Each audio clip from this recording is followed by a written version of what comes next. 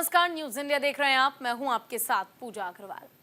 प्रधानमंत्री नरेंद्र मोदी के चुनावी शंखनाद के साथ ही झारखंड में चुनावी संग्राम तेज हो गया है और इसी के साथ अपने विरोधियों की कमियां गिनाकर वोटरों का रुख मोड़ने का सिलसिला तेज होता हुआ दिखाई दे रहा है। पीएम मोदी ने आज इसकी शुरुआत कर दी है। उन्होंने गढ़वा और चाईबासा में चुनावी रैली कर जेएमएम पर करारा प्रहार किया और इसके साथ ही अपने घोषणा पत्र में किए गए वादों को फिर से लोगों के सामने रखा। यानी झारखंड में चुनावी दंगल के लिए रणभूमि तैयार हो चुकी है और इसी पर हमारी एक खास रिपोर्ट भी तैयार है, देखिए।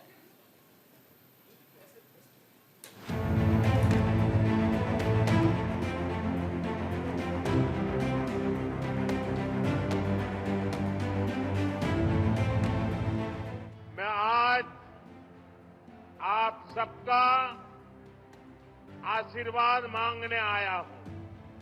रोटी बेटी माटी की पुकार।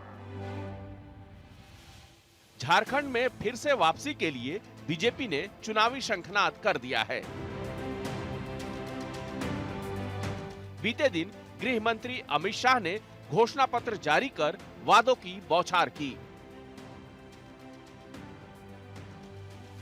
कल झारखंड बीजेपी ने बहुत ही शानदार संकल्प पत्र जारी किया है। ये संकल्प पत्र रोटी बेटी और माटी के सम्मान, सुरक्षा और समृद्धि के लिए समर्पित है। माताओं, बहनों, बेटियों के लिए, उनके कल्याण के लिए, उनके हकों के लिए इसमें अनेक संकल्प लिए गए हैं।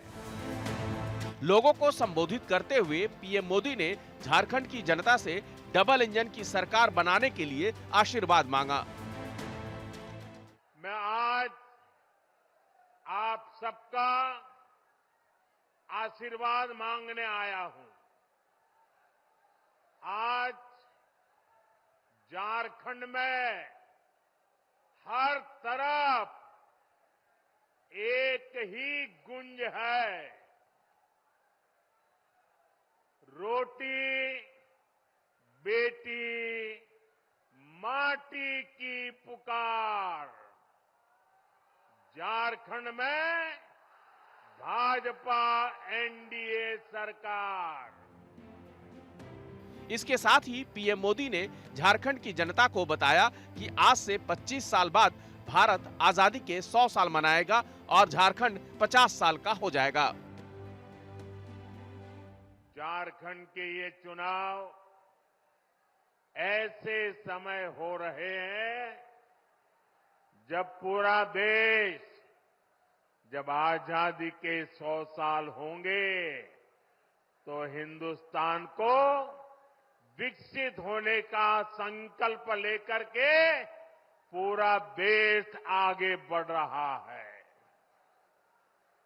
यानी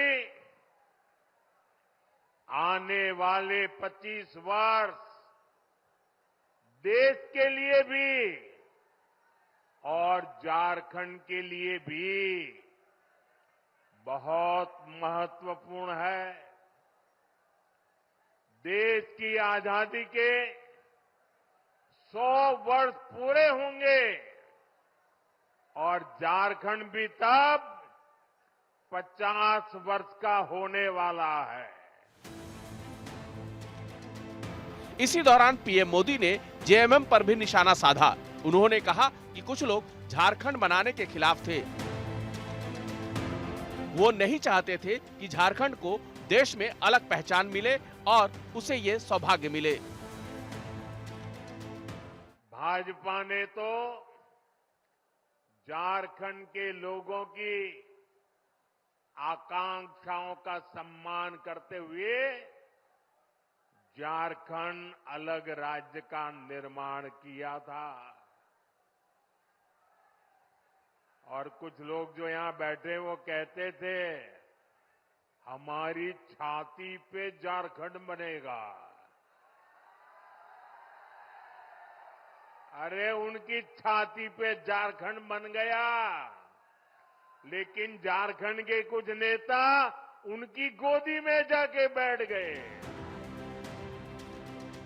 विपक्ष को विकास की राह का रोड़ा बताते हुए पीएम मोदी ने दावा किया कि जेएमएम के नेताओं ने झारखंड में विकास की राह रोकी। यहाँ के किसानों, यहाँ के उद्योगों को बल देने के लिए केंद्र सरकार अपनी तरफ से हर कोशिश कर रहा है। ये तब है जब झारखंड में जेएमएम सरकार ने विकास के हर काम में रोड़े अटकाने की कोशिश की है, लेकिन हम ईमानदारी से झारखंड के विकास की हर कोशिश पूरी ताकत से काम कर रहे हैं। जब यहां आप डबल इंजन की सरकार बनाएंगे तो राज्य का विकास भी डबल तेजी से होने लगेगा। अपने घोषणा पत्र के वादों को दोहराते हुए प्रधानमंत्री नरेंद्र मोदी ने प्रदेश की गरीब महिलाओं से वादा किया कि उन्हें बीजेपी 500 रुपए में गैस सिलेंडर देगी। मेरी गरीब परिवार की माताओं बहनों को पहले हमने उज्ज्वला योजना के तहत मुफ्त गैस कनेक्शन दिए। अब झारखंड में बनने जा रही झारखंड में भले ही परिवारवाद की गूंज सुनाई दे रही हो, लेकिन चुनावी मैदान में उम्मीदवार बनाते समय राजनीतिक पार्टियां सिर्फ जिताऊ कैंडिडेट ही ढूंढती है। इसमें उतनी ही सच्चाई है जितनी चुनाव जीतने के बाद वादे भूलने में होती है। चाहे देश का विधानसभा चुनाव हो या फिर लोकसभा चुनाव, सभी में गरीबों को लेकर वोट मांगे जाते हैं, विरोधियों पर निशाना साधा जाता है, लेकिन जब बात उन्हें राजनीति में लाने की होती है तो ढाक के तीन पात ही नजर आते हैं। देखिए रिपोर्ट।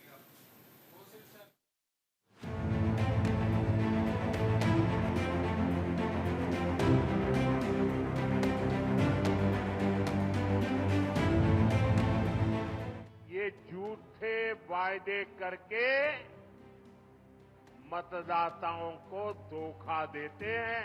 कांग्रेस के जो अध्यक्ष हैं, उन्होंने भी मान लिया है कि कांग्रेस झूठी गारंटी देती है।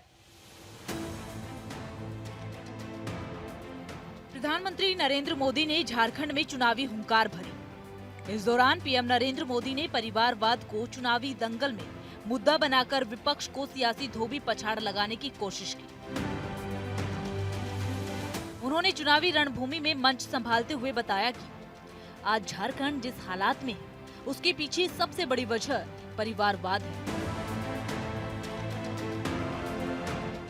झारखंड का एक और बहुत बड़ा दुश्मन है और वो है परिवारवाद।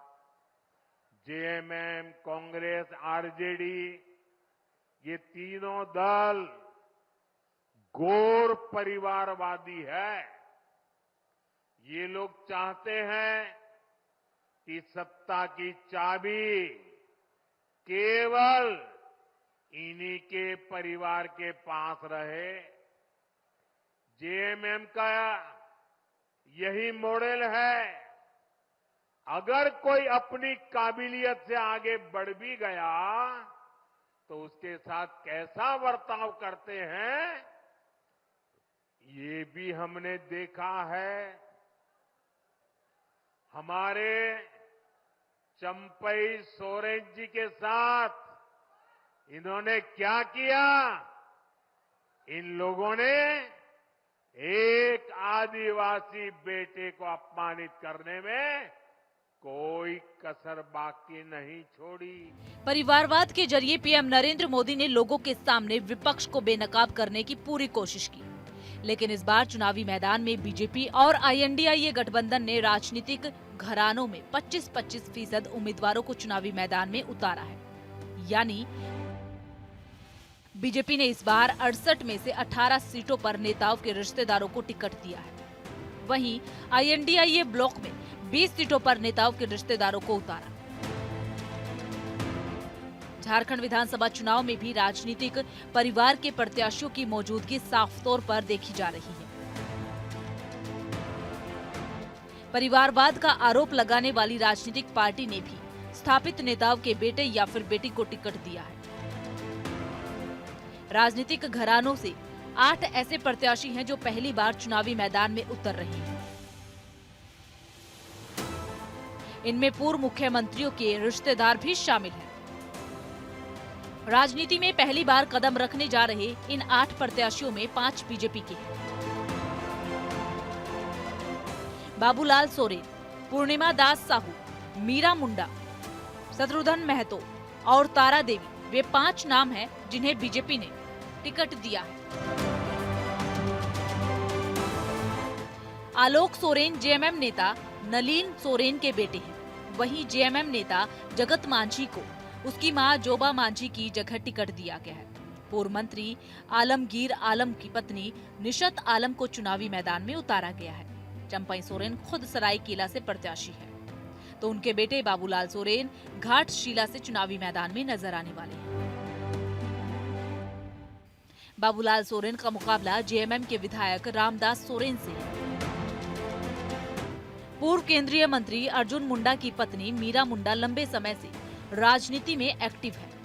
इस बार पोटका से चुनाव लड़ रही हैं, जो सीट फिलहाल JMM के पास है। झारखंड के पूर्व CM और ओडिशा की राज्यपाल रघुबर दास की बहू पूर्णिमा दास को जमशेदपुर पूर्व से टिकट दिया गया है। इस सीट से पहले रघुबर दास विधायक रह चुके हैं। उनके सामने कांग्रेस के अजय कुमार हैं। बीजेपी के 3 बार के विधायक डुल्लू महतो के बड़े भाई शत्रुघ्न महतो को टिकट मिला है। शत्रुघ्न बागमारा से प्रत्याशी है। बीजेपी के पूर्व विधायक इंद्रजीत महतो की पत्नी तारा देवी भी इस बार चुनाव में किस्मत आजमा रही है। उन्हें सिंदरी से टिकट दिया है। पूर्व मंत्री आलमगीर आलम की पत्नी निशत आलम पहली बार राजनीति में कदम रख रही है। उन्हें कांग्रेस ने पाकुड़ से टिकट दिया है। JMM ने पूर्व मंत्री जोबा मांझी के बेटे जगत मांझी को मैदान में उतारा। जगत JMM की यूथ विंग में काम कर चुके हैं। JMM ने नलिन सोरेन के बेटे को शिकारीपाड़ा से टिकट दिया है। बता दें कि झारखंड की CM की कुर्सी पर काबिज हेमंत सोरेन के पिता शिबू सोरेन भी राज्य के CM रह चुके हैं। सोरेन परिवार से कल्पना सोरेन और बसंत सोरेन चुनावी मैदान में हैं। वहीं हेमंत सोरेन की भाभी सीता सोरेन बीजेपी के टिकट पर चुनाव लड़ रही हैं। वो शिबू सोरेन के दिवंगत बेटे दुर्गा सोरेन की पत्नी है। लेकिन आदिवासियों की अंतिम कतार में खड़ी आदिम जनजातियां अबुआ राज में भी सियासी सुगंध से दूर है। किसी प्रमुख पार्टी ने इन्हें विधानसभा चुनाव में टिकट नहीं दिया। अगर बात करें लोकसभा चुनाव के प्रत्याशियों की, तो 1951 के पहले लोकसभा चुनाव से लेकर बीते 73 सालों में कभी भी इन्हें संसदीय चुनाव में प्रत्याशी नहीं बनाया गया। लेकिन चुनावी रणभूमि में आदिवासियों के नाम पर बने झारखंड में आदिम जनजातियों को लेकर सियासी रोटियां खूब सेकी जाती रही हैं।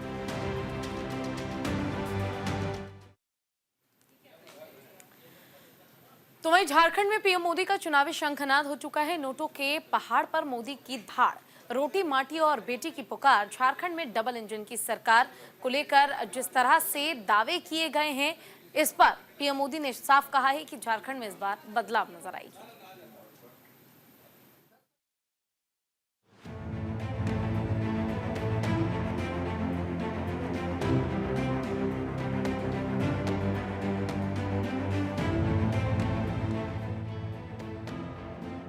इस बार झारखंड विधानसभा चुनाव कई मायनों में खास है।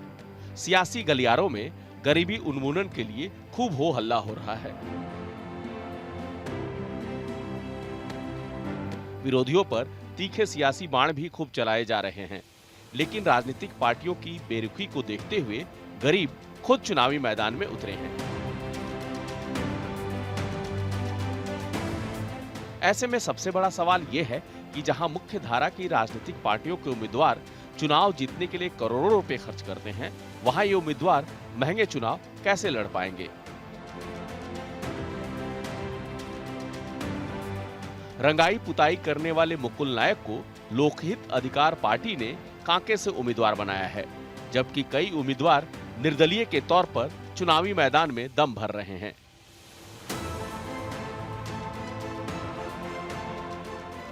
झारखंड के चुनावी समर में हमेशा से निर्दलीय प्रत्याशियों की भूमिका अहम रही है।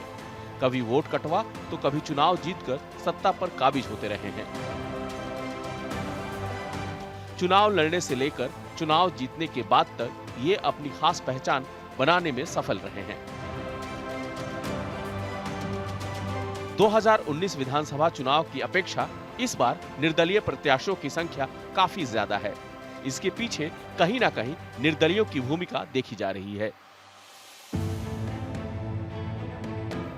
इस बार के 2 चरणों में होने वाले मतदान के पहले चरण के जिन 43 सीटों पर विधानसभा के चुनाव होंगे, इसमें 683 प्रत्याशियों में से 334 निर्दलीय उम्मीदवार चुनाव मैदान में उतरे हैं।